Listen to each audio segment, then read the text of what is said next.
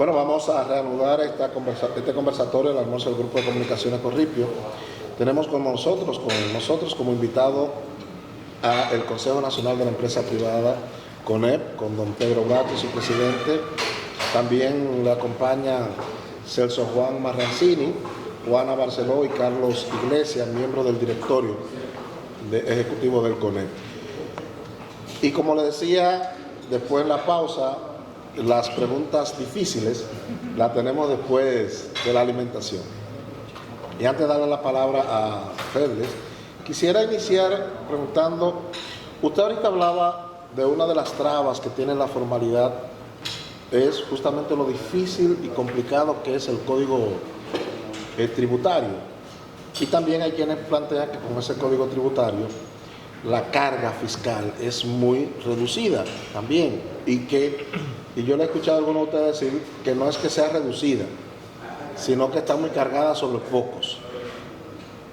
Se ha querido hacer una reforma fiscal, no se ha podido, incluso el año pasado fracasó el intento de una reforma fiscal. Me gustaría saber qué piensa el CONEP de la necesidad de esa reforma fiscal, y si el CONEP está dispuesto a colaborar con el gobierno, porque todo el mundo está de acuerdo con que hay que hacer la reforma fiscal siempre y cuando la mano se meta en el bolsillo ajeno, no en el mío.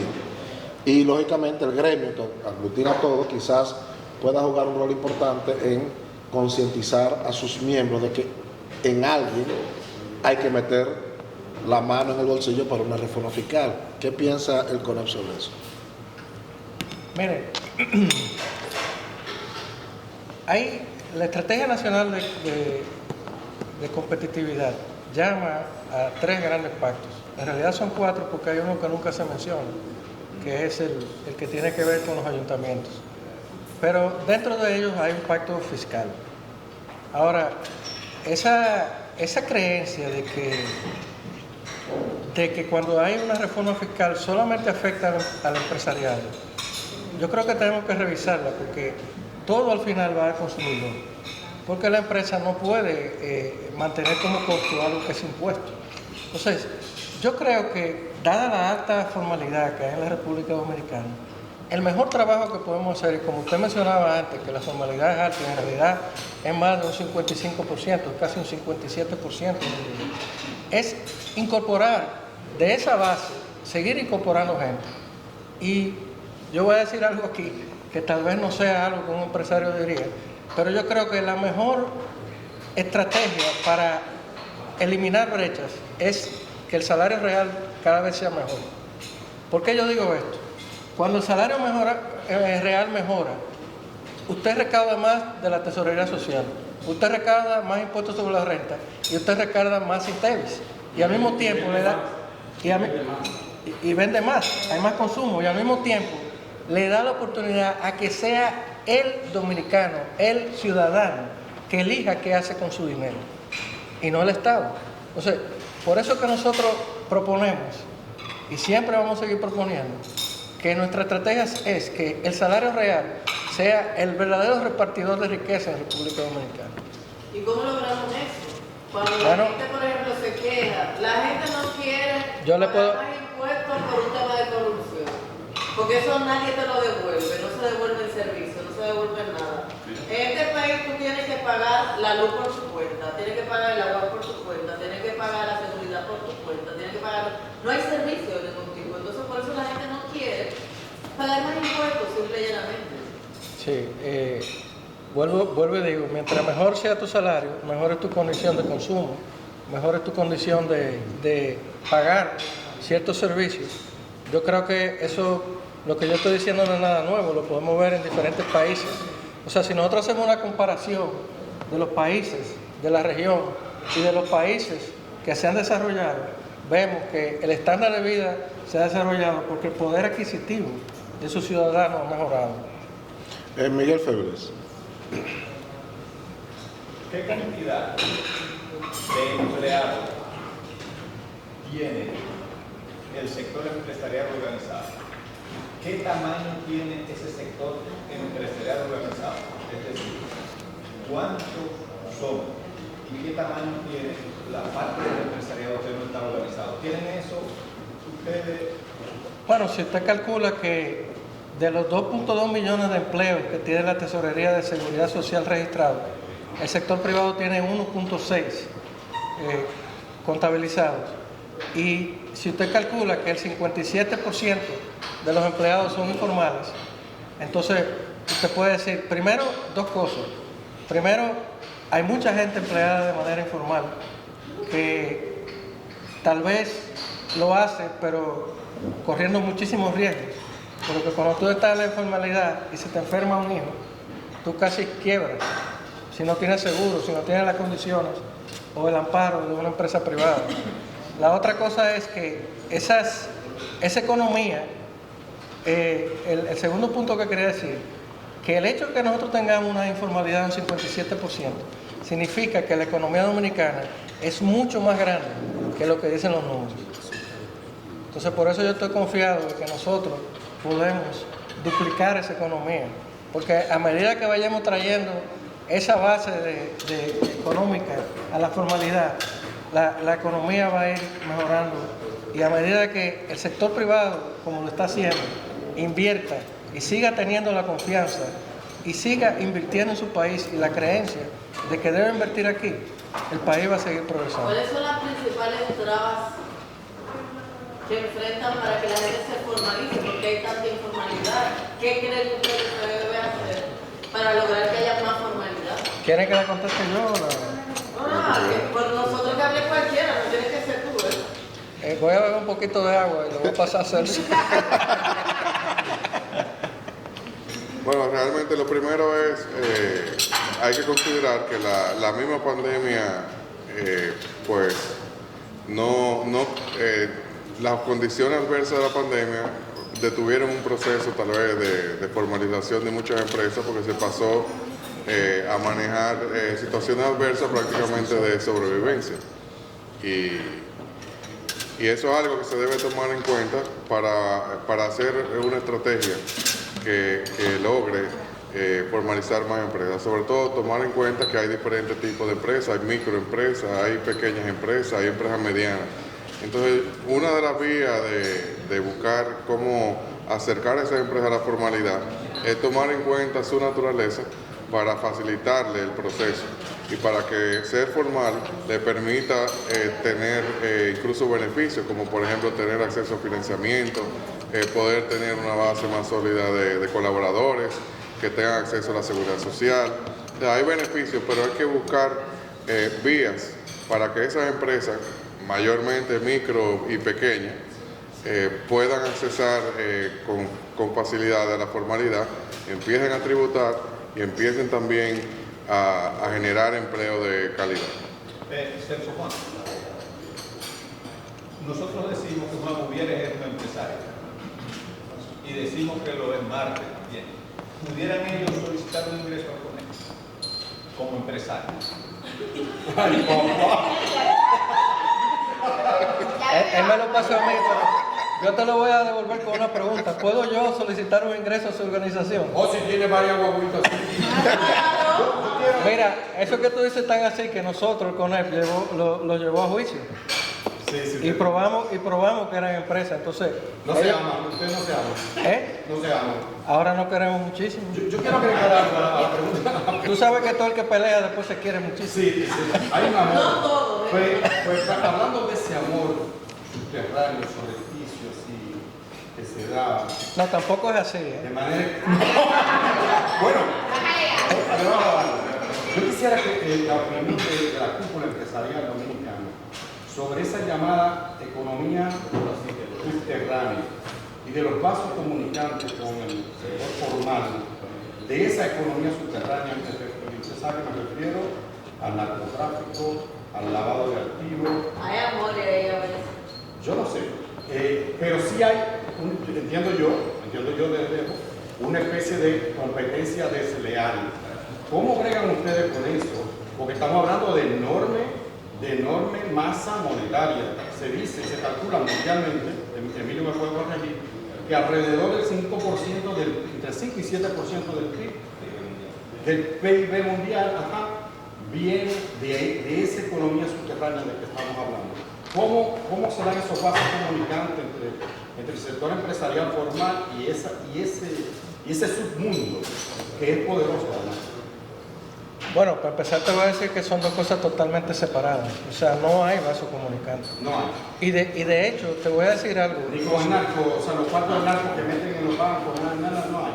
Lavado. Bueno, yo creo que lo más difícil que hay hoy en día es eso. Porque hay tanta seguridad y tantos ojos encima de eso, que eso es casi, yo le diría que es casi imposible. O sea, yo no, si usted tiene algún dato sobre eso, me lo podrá enseñar y ofrecer. Yo no tengo ninguna información sobre eso, ni que eso esté pasando. Ahora, nosotros, yo le voy a contestar su pregunta.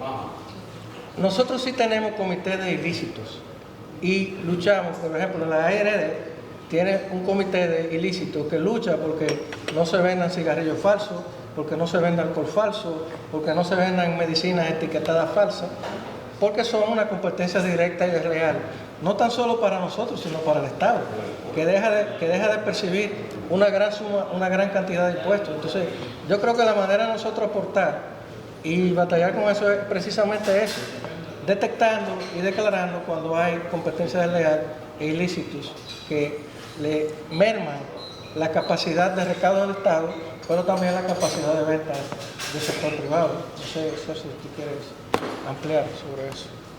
Sí, realmente es bueno recalcar que la ley de ilícito conformó la mesa de ilícitos donde participan las autoridades, tanto de Industria y Comercio, la Procuraduría, la Fuerza Pública del Estado, aduanas, la DGI, etc. Y esa ley se enfoca en perseguir 4 ilícitos que realmente han sido, dentro del espectro de los ilícitos, de la competencia desleal, pues 4 que tienen un impacto muy grande, que son combustibles, alcoholes, tabaco y medicamentos. Y esa mesa ha logrado avances significativos que nosotros reconocemos y valoramos en los diferentes sectores. Ustedes han visto cómo se han logrado comenzar grandes cantidades de alcohol ilegal o de alcohol ilícito. Ustedes han visto cómo en un momento que hubo una situación con bebida adulterada, se hizo un decreto para controlar algunos productos que se utilizaban para adulterar las bebidas. Ustedes han visto cómo los decesos han disminuido, ustedes han visto cómo se hacen operativos frecuentes de cigarrillos. Y la idea es esa, que se siga fortaleciendo la lucha contra el ilícito. Otro aspecto es la competencia desleal, que también afecta a los sectores formales y que realmente se debe seguir, se debe hacer un esfuerzo parecido al que se hace con los ilícitos para lograr controlar, por ejemplo, importaciones que se hagan de forma desleal, con valores irreales o ventas, operaciones que generen competencia desleal en el mercado. Y realmente hay que seguir fortaleciendo eso porque de eso se trata y hablamos de la informalidad, hay una estrecha también relación. Un aspecto que frena la formalización de algunos informales es el hecho de que exista competencia desleal en algunos sectores. Entonces, debemos seguir fortaleciéndolo y realmente se ha avanzado y se debe seguir avanzando más. Dylan. Ustedes como empresa que venden productos de consumo masivo, ¿cómo está el consumo en la República Dominicana? ¿Cómo ustedes lo miden actualmente con todo esto de subida de tasas en comparación con el año pasado? ¿Se está consumiendo más o menos? Bueno, definitivamente se está consumiendo más porque el crecimiento que tiene la economía es sobre la economía del año pasado. O sea, cuando decimos que la economía crece un 5.5% o 5% este año, es sobre lo que se hacía o la economía hacía el año pasado. Desde el punto de vista, nosotros en mes tras mes hemos vendido más que el mes anterior, pero vemos que ha habido un desaceleramiento de la velocidad que traíamos de crecimiento, que apuntaba tal vez para crecer un 8, un 9%, y ahora vamos a crecer entre 5 y 5,5%. Uno observa en los últimos años, 2 o 3 años, un fenómeno que quiero ver si ustedes lo han observado y si les preocupa. Se habla con mucha frecuencia de empresarios ladrones, de que este es el gobierno de los empresarios, de que los empresarios son socios de los políticos corruptos. ¿No temen ustedes, no se habla de algunos, siempre se generaliza, no temen ustedes que se esté creando una condición para generarle animadversión de la población al sector empresarial y generar quizá una división de clase o una lucha de clase de la cual no era característica en la República Dominicana en el pasado? Bueno, yo pienso que tenemos que primero que quitar ese estigma que tenemos del empresariado.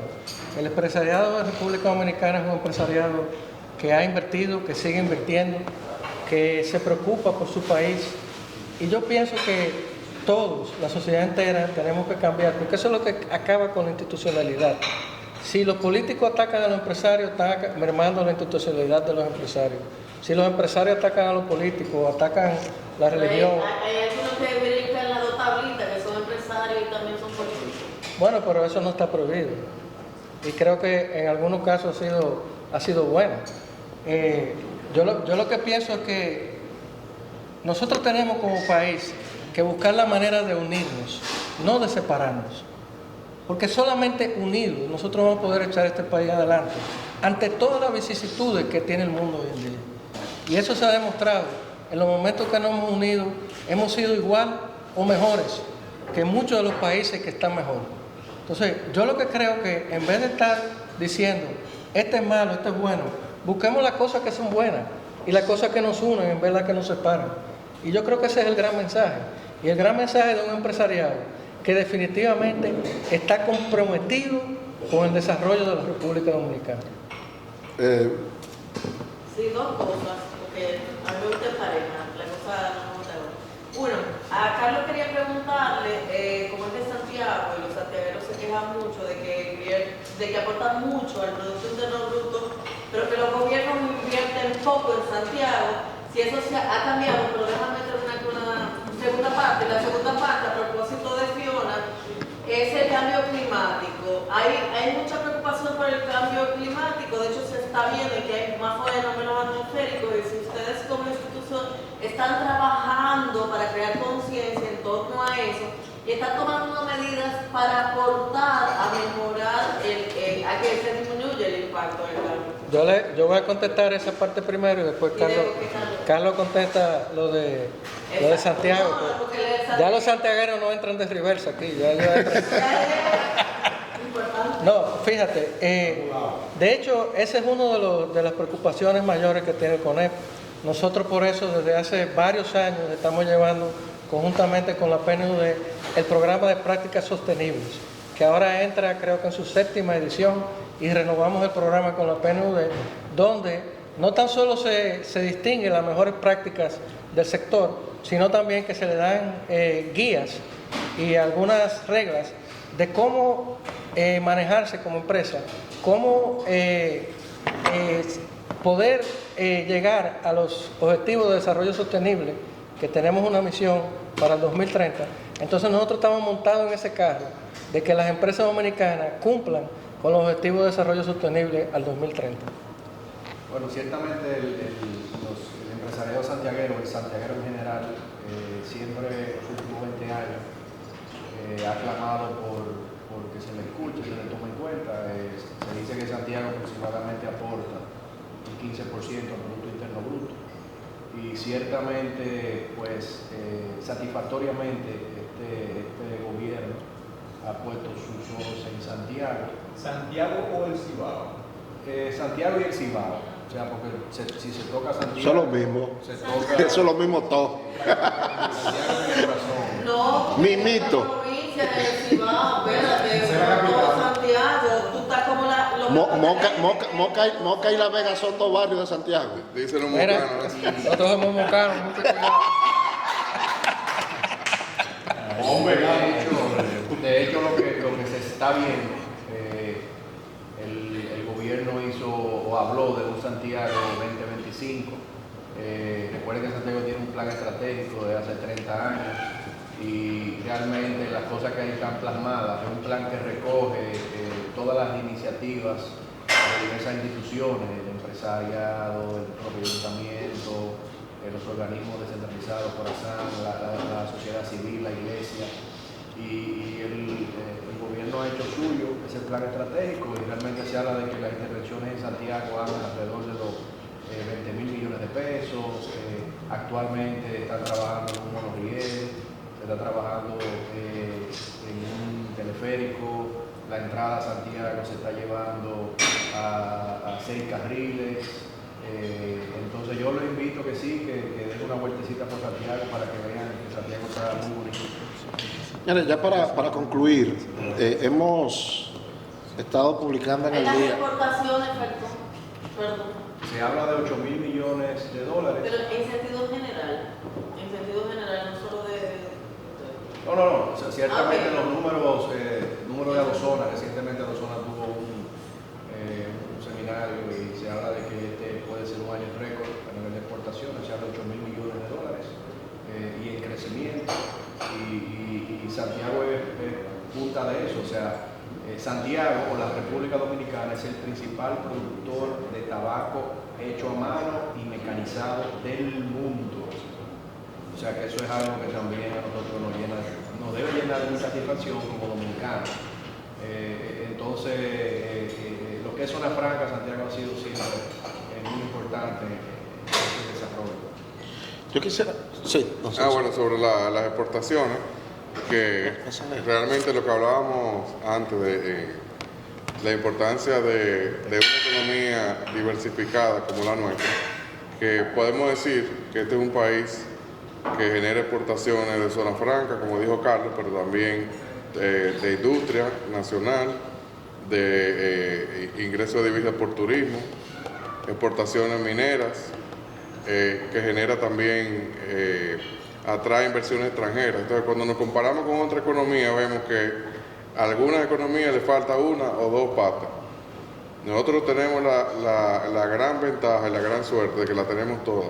Entonces, por eso, esa diversificación económica de cara a las grandes oportunidades para poder proyectar un crecimiento de nuestra economía y generar más empleos y más inversiones hacia el 2030 y duplicarla, es sumamente importante que veamos cada sector como parte de la clave, porque esa interrelación entre los sectores y la suma, lo que suma cada uno al total, es sumamente importante. Si nos faltaran las divisas de algún sector, pues tal vez no podríamos tener una moneda estable como ahora, que ha sido muy importante para, de alguna manera, paliar la inflación. Y de esa misma manera con la generación de empleo. Si no tuviéramos el dinamismo y la interrelación entre esos sectores, pues tal vez fuera de otra manera. No sé, y para ser preciso, en esa misma línea, si segregamos la minería, el turismo y la zona franca, no, la zona franca no, hay otra cosa la premisa, No, de exportaciones de bienes. Turismo y la importante minería. Si segregáramos eso, y hay otro elemento que ahora me falla, ¿qué sería el aporte de la manufactura, de la producción local, de la agropecuaria y demás? Bueno, en las exportaciones, las zonas francas aspiran a exportar 8.000 millones, están actualmente en alrededor de 7.000 millones. Minería llega casi a los 1.500 millones.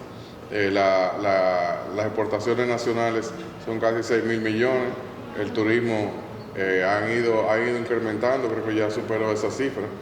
Y realmente eso es lo que hace que la generación de divisas sea tan fuerte y permita tener una moneda estable y un crecimiento de la economía, y a la vez atraer inversiones para que sigan dinamizando sus sectores.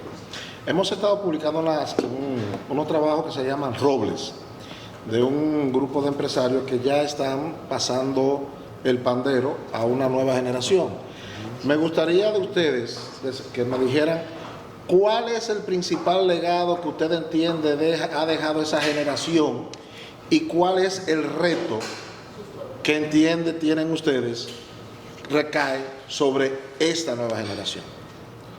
Pues lo que le dejaron sus padres, palabra. Esa generación. Bueno, yo pienso que el mayor legado es un legado de sacrificio, de confianza, de creer en un propósito, en crear algo, en ser fuente de trabajo, en trabajar mucho, en tener una serie de valores familiares y valores que se han traspasado a las generaciones, que como bien usted dice, hemos sido parte de ese trabajo, pero también lo hemos multiplicado y hemos trabajado y hemos entendido que el camino es trabajar, es tener valores, es esforzarse y entender que estamos trabajando por algo que es mucho más grande que nosotros. Porque nosotros, si usted nos pregunta a nosotros, como empresa, ¿qué hacemos? Yo le digo que nosotros alimentamos generaciones de dominicanos. Y eso es lo que nos importa a nosotros. No crecer nosotros, sino que nuestro país crezca y que las condiciones de vida cada vez sean mejores en la República Dominicana. Tengo un amigo que dice que eso le parece mucho de claro. Bueno, yo creo que esa generación entendió que eso era lo que tenía que hacer. Y la generación entendió que la manera de salir de muchos problemas, de mucha miseria que pasaron, era a través del trabajo limpio, al trabajo con valores, el trabajo que hiciera progresar a su país. Y yo creo que es un legado muy importante, no tan solo para sus familias, sino para el país, porque yo creo que la intención del Grupo Corripio de replicar esto y de José Monegro es transmitir esos valores, no a las generaciones de esa familia, porque ellos ya lo hicieron, es al país, porque yo creo que esos valores son las cosas que son todavía constantes en el mundo, que funcionan, no importa cuánto cambie el mundo.